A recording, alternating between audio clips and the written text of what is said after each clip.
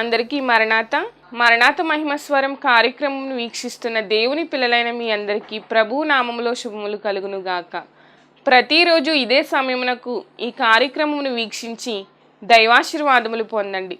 ఇప్పుడు సిస్టర్ ఉషా గారు దేవుని వాక్య వర్తమానం అందిస్తారు. శ్రద్ధగా ఆలకించండి. నీవు నా తోడు ఉన్నావయ్యా, నాకు భయమేలనా యేసయ్యా. నీవు నాలోనే ఉన్నావయ్యా, నాకు దిగులేలనా యేసయ్యా. నీవు నా తోడు ఉన్నావయ్యా, నాకు భయమేలనా యేసయ్యా. నీవు నాలోనే ఉన్నావయ్యా, నాకు దిగులేలనా యేసయ్యా. నాకు భయమేలా, నాకు దిగులేలా, నాకు చింతేలా, నాకు భీతేలా, నీవు నా తోడు ఉన్నావయ్యా, నాకు భయమేలనా యేసయ్యా. నీవు నాలోనే ఉన్నావయ్యా, నాకు దిగులేలనా యేసయ్యా. కష్టములో నష్టములో నా తోడు ఉన్నావు, వేదనలో ఆవేదనలో నా చెంత ఉన్నావు. కష్టములో నష్టములో నా తోడు ఉన్నావు, వేదనలో ఆవేదనలో నా చింత ఉన్నావు. అడిగిన వారికి ఇచ్చేవాడవు, వెతికిన వారికి దొరికేవాడవు. అడిగిన వారికి ఇచ్చేవాడవు, వెతికిన వారికి దొరికేవాడవు. తట్టిన వారికి తలుపులు తెరిచే దేవుడవు, తట్టిన వారికి తలుపులు తెరిచే దేవుడవు. దేవా దేవా నీకే స్తోత్రం, దేవా దేవా నీకే స్తోత్రం, దేవా దేవా నీకే స్తోత్రం, దేవా దేవా నీకే స్తోత్రం. నీవు నా తోడు ఉన్నావయ్యా, నాకు భయమేలనా యేసయ్యా. దేవునికి మహిమ కలుగును గాక. దేవుని నామమునకు స్తోత్రము. అందరికీ నా మన్నాత. వాక్యం చదువుకుందాము. 19వ కీర్తన 12వ వచనము. తన పొరపాటులు కనుగొనగలవాడెవడు? నేను రహస్యముగా చేసిన తప్పులు క్షమించి నన్ను నిర్దోషినిగా తీర్చుము. దేవుడు తన పరిశుద్ధ వాక్యమును దీవించునుగాక. ఆమెన్. ప్రార్థన చేసుకుందామండి. అందరూ తలలోంచి కళ్ళు మూసుకునండి. సర్వోన్నతుడా, సర్వోపకారి, నీ ఘనమైన శ్రేష్టమైన బంగారు పాదములు కోటాను కోట్ల స్తుతులు స్తోత్రము చెల్లించున్నాము తండ్రి. మా మధ్య ఉన్న దేవా మీకు వందనాలు, స్తుతులు, స్తోత్రము, స్తోత్రాలు ప్రభువా. అయ్యా నీ వాక్యము తండ్రి వివరించడానికి నిలువబడి ఉన్నాను ప్రభువా. స్తుతులు, స్తోత్రాలు తండ్రి. అయ్యా మీ ఆత్మశక్తితో నింపుకొనమని అడుగుచూ ఉన్నాము తండ్రి. నాయన అయ్యా ఏ వాక్యము ద్వారా ఏ బిడ్డను బలపరచనైనారో ప్రభువా. అయ్యా నీ వాక్యము తండ్రి నాయన ప్రభువా అయ్యా పరిశుద్ధమైనది ప్రభువా. స్తుతులు, స్తోత్రాలు తండ్రి. అయ్యా నీ వాక్యము తండ్రి నాయన బలమైనది ప్రభువా తండ్రి. అయ్యా పాల వంటిది తండ్రి. అయ్యా జుంటె తేనె ధారల వంటిది ప్రభువా. నీకు వందనాలు, స్తుతులు, స్తోత్రాలు తండ్రి. నాయన అయ్యా తేనె కన్నా మధురమైన నీ వాక్యంను ప్రభువా తండ్రి అయ్యా మేము వివరించుకొనిచుండగా ప్రభువా అయ్యా మీరే స్వయంగా మాట్లాడమని అడుగుచూ ఉన్నాము దేవా. మీకు వందనాలు, స్తుతులు, స్తోత్రాలు తండ్రి. అయ్యా నీ వాక్యం అనే ఉదక స్నానము ప్రభువా తండ్రి నాయన అయ్యా మేము ఆచరించడానికి ప్రభువా తండ్రి అయ్యా నీ వాక్యంలో ప్రభువా తండ్రి నాయన అయ్యా ప్రభువా మేము వినుచు తండ్రి ఏ తప్పిదమైతే మాలో ఉంటే ప్రభువా అవి మేము సరి చేసుకోవడానికి ప్రభువా సంసిద్ధమైన ఆత్మను మనస్సును ప్రభువా అయ్యా ప్రతి బిడకు దయచేయమని అడుగుచూ ఉన్నాము దేవా. మీకు వందనాలు, స్తుతులు, స్తోత్రాలు తండ్రి. అయ్యా మీరే మాట్లాడి తండ్రి నాయన ఎవరికి కావలసిన వర్తమానము ప్రభువా ఆ బిడ్డలకు అందించమని త్వరగా రానైన యేసు నామములో వేడుకొంచున్నాము తండ్రి. ఆమేన్. అందరూ బాగున్నారు కదండి. దేవుని నామమున అందరికీ కూడా శుభములు కలుగును గాక. వాక్యము చదువుకున్న వాక్యమును బట్టి మనం అర్థం చేసుకుంటే గనుక తన పొరపాటులు కనుగొనగలవాడెవడు? నేను రహస్యముగా చేసిన తప్పులు క్షమించి నన్ను నిర్దోషినిగా తీర్చుము అని దావీదు ప్రార్థన చేస్తున్నట్లుగా మనకు కనబడుతూ ఉందండి. అంటే ఈయన పలికిన మాట ఏమిటంటే, నేను చేసిన తప్పిదమును క్షమించు తండ్రి, నన్ను నిర్దోషినిగా మీరు చెయ్యండి అని ప్రార్థన చేస్తూ ఉన్నాడు. రహస్యముగా చేసిన తప్పులు అంటే, రహస్యంగా చేసిన తప్పు అంటే కనుక అది బయట వారికి తెలియకపోవచ్చు, మనం మంచిగానే కనబడవచ్చును, కానీ మనలో ఏమున్న దోషం ఉందో, మన మనస్సులో మనం ఏం ఆలోచిస్తున్నామో, మన హృదయంలో ఏ దుర ఆలోచన ఉన్నదో అది ఎవరికి వారికే తెలుస్తుంది కానీ బయట వారికి తెలియదు కదా. కానీ ఎవరికి తెలుస్తుందండి? దేవాది దేవునికి నీవు ఏం ఆలోచించుకుంటున్నావో, నీ నడవడికి ఎలాగున్నదో, నీ ఆలోచన ఏ స్థితిలో ఉన్నదో ఆయన ఎరిగిన వారై ఉన్నారు. అందుకే ఇర్మియా గ్రంథం 17వ అధ్యాయం 9వ వచనంలో ఉంటుంది, హృదయము అన్నిటికంటే మోసకరమైనది, అది ఘోరమైన వ్యాధి కలది అని రాయబడ్డం జరిగినది. అంటే ఈ హృదయం అనేది ఘోరమైన వ్యాధి కలిది కాబట్టి ఈ హృదయంలో అనేకమైన చెడు ఆలోచనలు వస్తుంటాయి, చెడు తలంపులు వస్తుంటాయి, చెడు కార్యాలు చేయాలనేటువంటి తపన వస్తూ ఉంటుంది. కానీ వాటిని మనం ఏం చేయాలంటే సరి చేసుకోవాలి. ఏదైనా ఆలోచన మనకు వస్తే కనుక ప్రభువా యేసు రక్తంలో దీన్ని నేను కడిగి వేసుకుంటున్నాను, ఈ ఆలోచనని ఎక్కడికక్కడ మనం ఆలోచన ఏం చేయాలండి, కడిగి వేసేసుకోవాలి. ఆలోచన వచ్చిందని చెప్పి తప్పిదం వైపు మనం వెళ్తే గనుక దేవుని శిక్షకు మనము గురవడానికి మనం అర్హులుగా ఉంటాము. కాబట్టి శిక్షకు పాత్రులుగా మనం ఉండకూడదు. ఆయన ఇచ్చే కృపకు మనం అర్హులుగా ఉండాలని దేవుని వాక్యము సెలవిస్తూ ఉన్నది. కాబట్టి ఇక్కడ ఈ దావీదు గారు అంటున్నారు కదా, తన పొరపాటులు కనుగొనగలవాడు ఎవరు? ఎవరి పొరపాట్లు వాళ్ళే కనుగొనాలి. ఇప్పుడు ఒక సమస్య వచ్చిందనుకోండి, ఆ సమస్యను బట్టి మనం కృంగిపోతాము. కానీ ఈ సమస్య ఎందుకు వచ్చినది, నేను ఏ తప్పిదము చేశాను, దేవుని మనస్సును ఏ విధంగా నేను ఆయాసపరిచాను అని ఆలోచన గనుక నీకు ఉంటే గనుక ఆ పొరపాటు ఏమిటో, ఆ తప్పిదం ఏమిటో మనకి దేవుడు గ్రహింపు శక్తిని ఇస్తారు.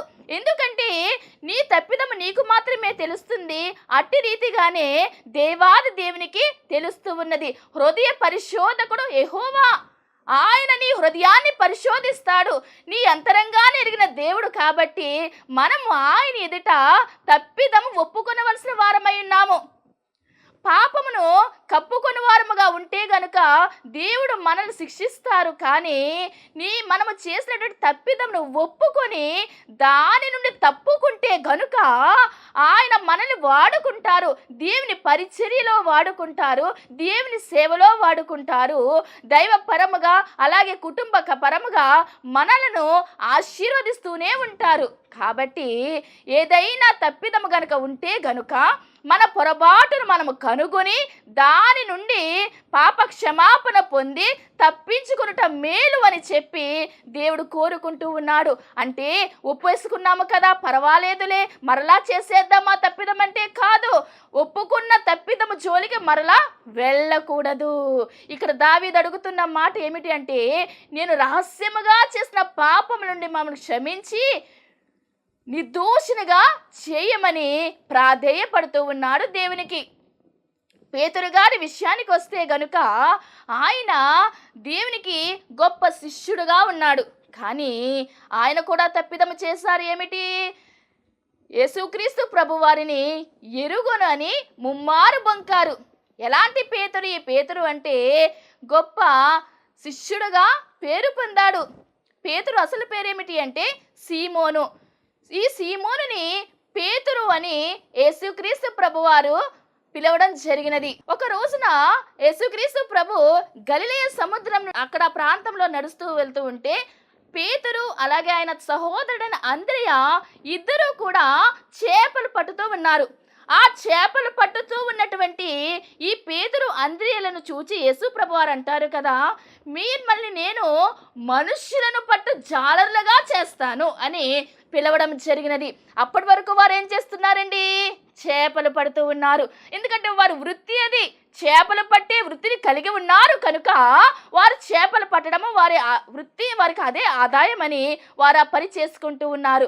ఎప్పుడైతే దేవుని పిలుపు అందుకున్నారో యేసుక్రీస్తు ప్రభువారు మనుష్యులను పట్టు జాలర్లుగా మిమ్మల్ని చేస్తాను అని తెలియచేసి ఉన్నారో ఆ మాటకి దేవునికి ఆకర్షితులయ్యారు. నిజమే, మేము యేసుక్రీస్తు ప్రభువారితో వెళితే గనుక ఆయన మమ్మలను అట్టి రీతిగా దీవిస్తారు అని చెప్పి యేసుక్రీస్తు ప్రభువారి వైపు వారు రావడం జరిగినది. ఆయన శిష్యులుగా చేరడం జరిగినది. ఆ యేసుక్రీస్తు ప్రభువారిని వెంబడించారు. ఎంత గొప్పగా వెంబడించారు ఈ పేతురు అంటే గనుక, యేసుక్రీస్తు ప్రభువారు ఒక రోజున వారు 12 మంది శిష్యుల్ని కూర్చుని ఉన్నప్పుడు అడుగుతూ ఉంటారు. మత్తయి సువార్త 16వ అధ్యాయంలో చూసినట్లయితే 16వ అధ్యాయము 13వ వచనంలో అడుగుతూ ఉంటారు, మనుష్య కుమారుడు ఎవడని జనులు చెప్పుకొనిచున్నారు, అసలు ఎవరని చెప్పుకుంటున్నారు నా గురించి అని యేసుక్రీస్తు ప్రభువారు శిష్యుల్ని అడిగినప్పుడు ఆ శిష్యుల్లో కొందరు అంటారు కదా, కొందరు బాప్తిస్మిచ్చు యోహాననియు, కొందరు ఏలియా అనియు, కొందరు ఇర్మియా అనియు, లేక ప్రవక్తలలో ఒకడనియు చెప్పుకొనిచున్నారు అన్నారు. అంటే వారికి తెలిసినటువంటి విషయం వారు చెప్పారు. కొందరు యోహాన్ అనుకుంటున్నారయ్యా, అలాగే కొందరు ఏలియా అనుకుంటున్నారు, కొందరు ఇర్మియా అనుకుంటున్నారు, ఇలాగని ఎవరి మట్టుకోరు అనుకుంటున్నారని అక్కడ ఉన్న శిష్యులు చెప్పడం జరిగినది. ఇప్పుడు పేతురు గారు అంటున్నారు కదా 16వ వచనంలో, అందుకు సీమోను పేతురు, నీవు సజీవుడగు దేవుని కుమారుడు అయిన క్రీస్తు అని చెప్పాను. హల్లెలూయా, హల్లెలూయా, నీవు సజీవుడగు దేవుని కుమారుడవగు క్రీస్తువు అని అక్కడ గొప్ప సాక్ష్యం ఇవ్వడం జరిగినదండి. ఎంత గొప్ప సత్యము చెప్పారో కదా. అక్కడ ఉన్న శిష్యులందరూ ఒకవరు సమాధానము చెబితే ఇక్కడ చెప్పిన పేతురు మాత్రము నీవు సజీవుడగు దేవుని కుమారుడవైన క్రీస్తు అని చెప్పగానే యేసుక్రీస్తు ప్రభు వారికి చాలా సంతోషము కలిగినదండి. అక్కడ ఆయన అంటున్నారు కదా యేసుక్రీస్తు ప్రభు వారు, అందుకు యేసు, సీమోను బర్యోనా నీవు ధన్యుడవు. ఎంత గొప్ప ఆధిక్యత సంపాదించుకున్నాడండి.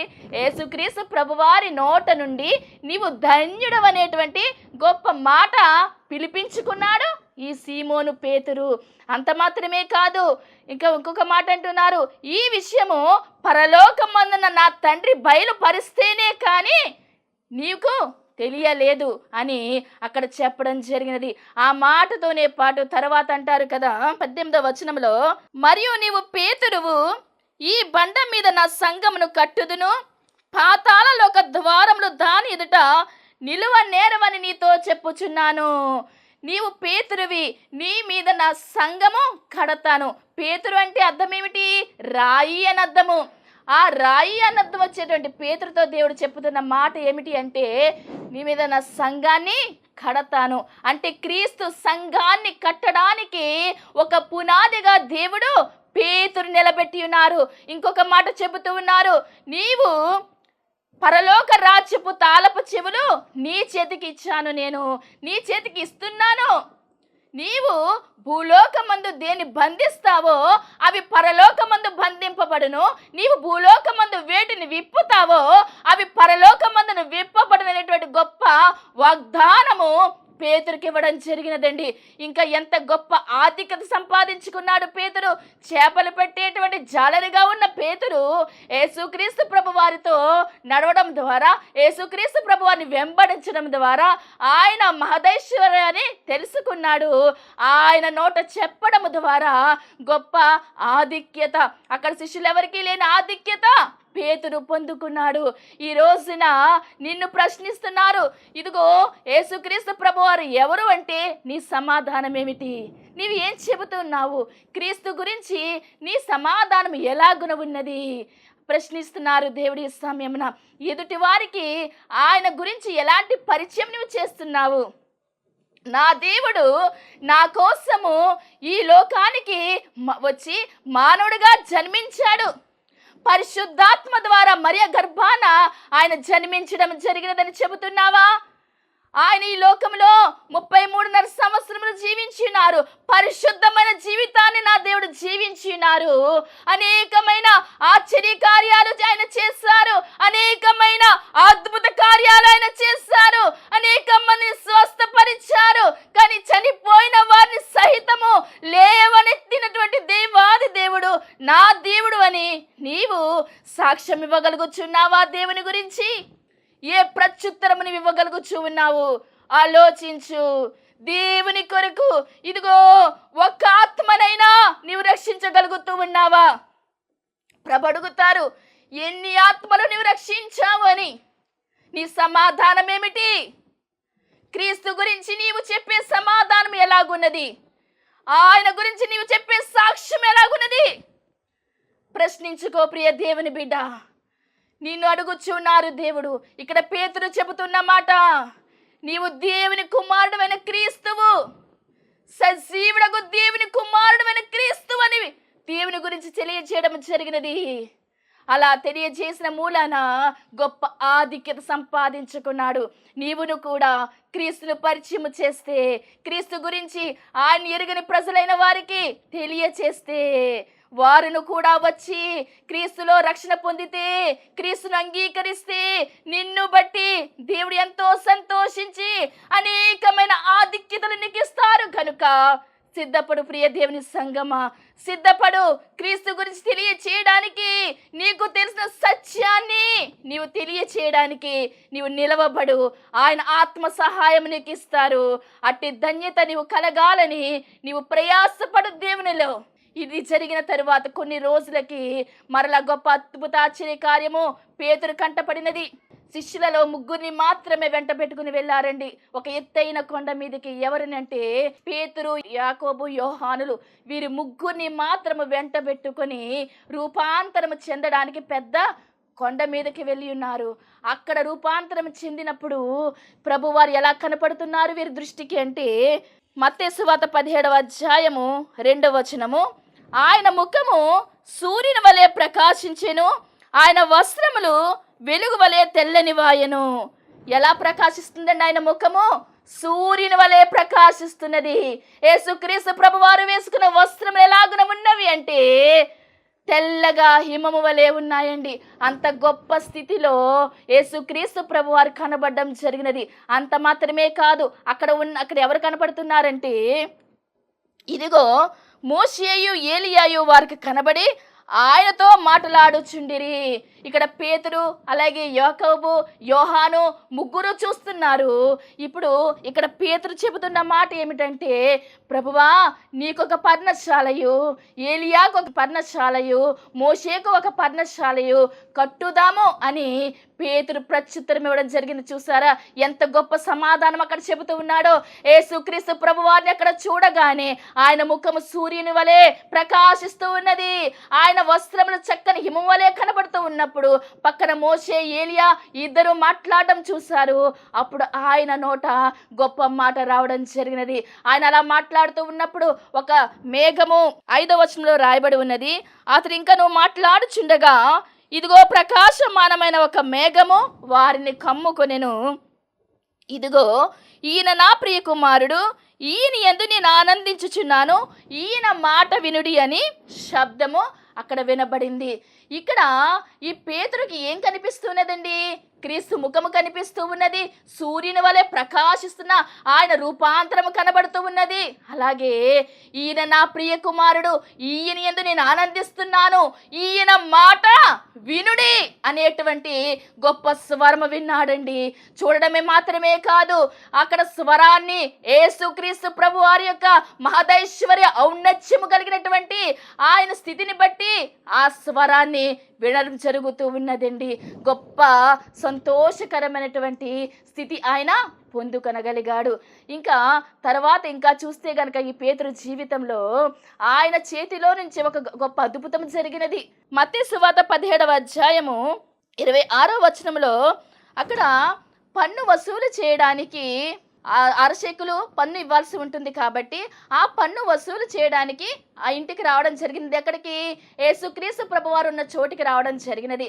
అక్కడ పేతురు నిలబడి ఉన్నారు. పేతురుకు చెబుతారు వారు, మీ క్రీస్తు పన్ను చెల్లించడా ఏంటి అంటే, ప్రభు దగ్గరికి వెళ్ళి పన్ను గురించి చెబుతూ ఉన్నప్పుడు ప్రభువారు అంటారు కదా 27వ వచనంలో, అయినను మనము వారికి అభ్యంతరము కలుగ చేయకుండానట్లు నీవు సముద్రమునకు పోయి గాలము వేసి మొదట పైకి వచ్చు చేపను పట్టుకొని దాని నోరు తెరచిన ఎడల 1 షెకెలు దొరుకును. దాన్ని తీసుకొని నా కొరకును నీ కొరకును వారికి ఇమ్మని అతనితో చెప్పాను. ఏం జరుగుతుంది ఇక్కడ? క్రీస్తు ప్రభువారు చెబుతున్న మాట, నీవు సముద్రం దగ్గరికి వెళ్ళు, నీవు గేలం వేస్తే ఒక చేప నీకు దొరుకుతుంది, ఆ చేప నోటిలో షెకెలు ఉంటుంది అని చెప్పారు. ఇప్పుడు చేప నోటిలో షెకెలు ఉండాలంటే అక్కడ ప్రభువారు అక్కడ ఆజ్ఞ ఇవ్వాలి. ఏమని? చేపకు ఆజ్ఞ ఇచ్చారు.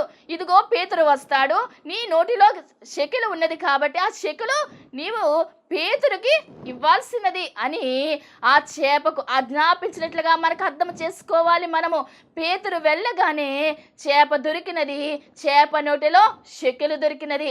మరి ఎన్నో చేపలు ఉంటాయి కదా అక్కడ, కానీ ఆ చేపే ఎందుకు వచ్చిందంటే దేవుని అద్భుత కార్యం అది.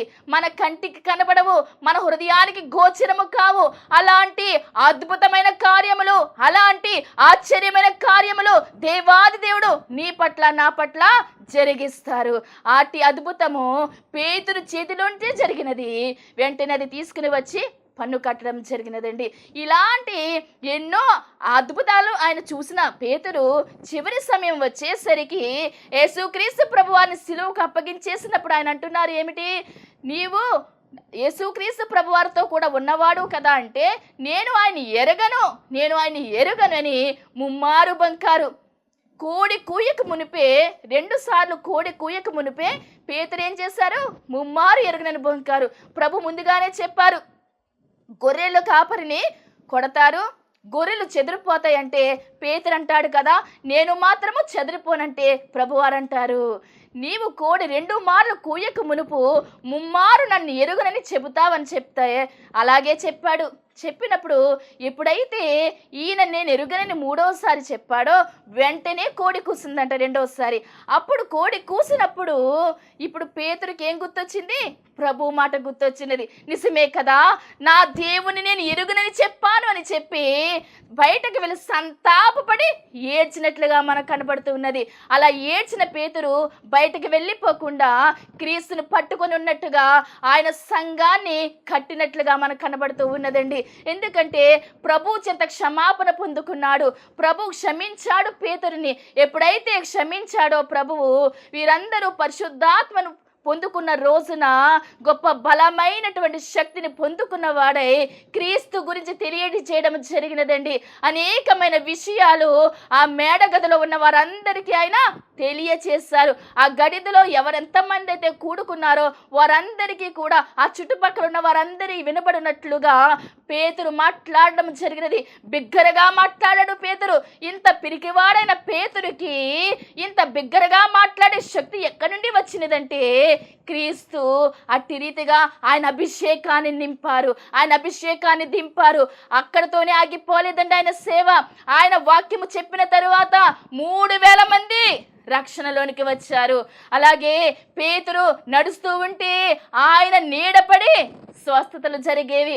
ఇలాంటి గొప్ప ఆధిక్యత సంపాదించుకున్నాడంటే ఈ పేతురు దేవుని గురించి ఎన్నో విషయాలు బాగుగా చూసి ఉన్నాడు. అవి అనేక మందికి చెప్పాడు. ఒకసారి క్రీస్తుని ఎరగనని చెప్పినా సరే ఆ తప్పిదమును బట్టి క్రీస్తు దగ్గర క్షమాపణ కోరుకున్నాడు. మరలా వెనుదిరగకుండా గొప్ప సేవ పరిచర్య క్రీస్తు సంఘాన్ని కట్టే బాధ్యతకు ఆయన నిలబడగలిగాడండి. ఎందుకు వచ్చినదంటే ఒకసారి తప్పిదము జరిగిన క్రీస్తు దగ్గరకు వచ్చాడు. మరి ఇస్కరియోతు యూదా విషయానికి వస్తే క్రీస్తును 2 నాణాలకి ఆశపడి అమ్మేస్తాడు. చివరికి తప్పు తెలుసుకున్నాడు. తప్పు తెలుసుకుని రాగా వచ్చిన అక్కడ ఆయన యేసుక్రీస్తు ప్రభు వారికి దగ్గరికి వస్తే గనుక ప్రభు క్షమించదును, కానీ అలా రాకుండా ఉరిపెట్టుకుని మరణించేశాడు. ఎందుకు వచ్చినది భారం అంటే ఆయన చేసిన తప్పిదమును బట్టి ప్రభు దగ్గరికి రాకుండా ఆయన తన సొంత ఇష్టము జరిగించుకున్నాడు. కానీ పేతురు ప్రభు దగ్గర క్షమాపణ కోరుకున్నాడు. అంటే ఏ తప్పిదము చేసినా సరే ప్రభు దగ్గరకు వచ్చి క్షమాపణ కోరుకొని మరలా తప్పిదము జోలికి వెళ్ళకుండా ఉంటే గనుక నిన్ను పేతురు ఎలాగైతే చక్కగా నిలబడగలిగాడో అట్టి రీతిగా నిలబడే శక్తిని దేవునికి ఇస్తాడు.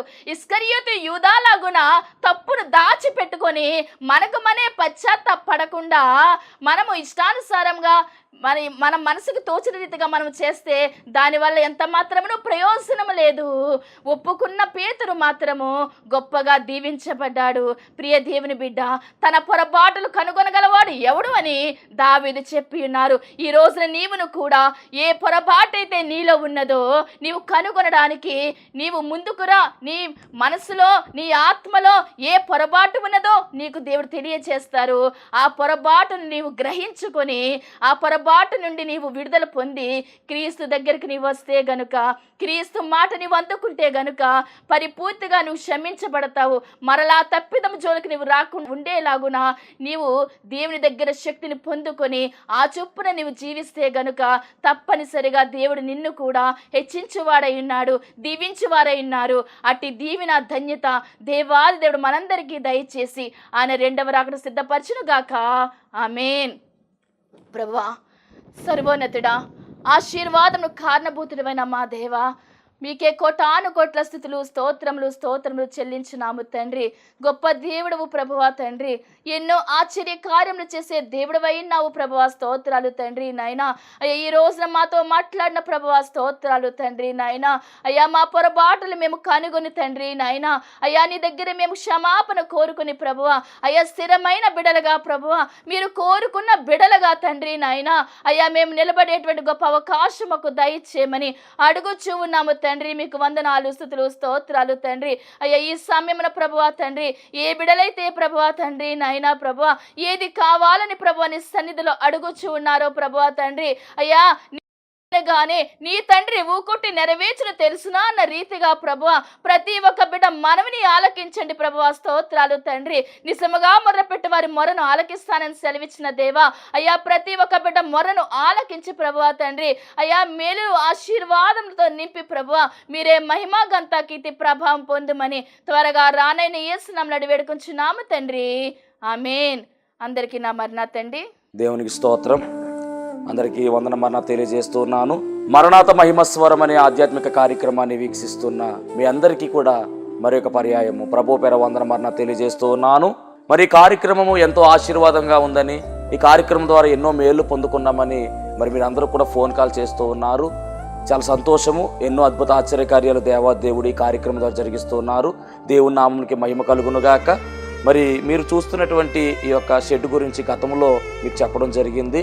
యజమానుడు మరి దీన్ని బేరం పెట్టారని చెప్పేసి, దీన్ని తీసుకుంటే ఇక్కడ ఆరాధన జరుగుతుంది, లేకపోతే మనం బయటికి వెళ్ళాలనేటువంటి పరిస్థితిని మీకు చెప్పినందుకు చాలామంది మరి సహకరించారు. కొంతమంది మరి అమౌంట్ పంపించడం జరిగింది, అలాగే ప్రార్థన చేయడం జరిగింది. దేవుని మహాకృపను బట్టి పంపించినటువంటి కొంత అమౌంట్ మరి యజమానుడికి కట్టడం జరిగింది. ఇంకా చాలా అమౌంట్ మనము వారికి ఇవ్వాల్సి ఉంది.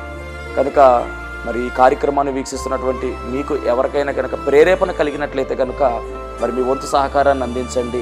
ఈ దేని సేవకునికి మీ యొక్క సహకారం అందించి ఈ సేవను మరి ముందుకు వెళ్ళేలాగా సహకరించవలసిందిగా ప్రభు పేరు తెలియజేస్తూ ఉన్నాను. మీకు ఎవరికైనా కనుక మరి ప్రేరేపణ కలిగినట్లయితే కనుక స్క్రీన్ మీద కనపడుతున్నటువంటి ఆ నెంబర్కి ఫోన్పే చేయండి, లేదా ఫోన్ చేసినట్లయితే కనుక నేనే స్వయంగా మాట్లాడతాను. మీ సహకారాన్ని అందించండి. ప్రభు పనిలో మీరు కూడా పాలి భాగస్తులు కావాల్సిందిగా ప్రభు పేరు తెలియజేస్తున్నాను. అందరికీ మరణాత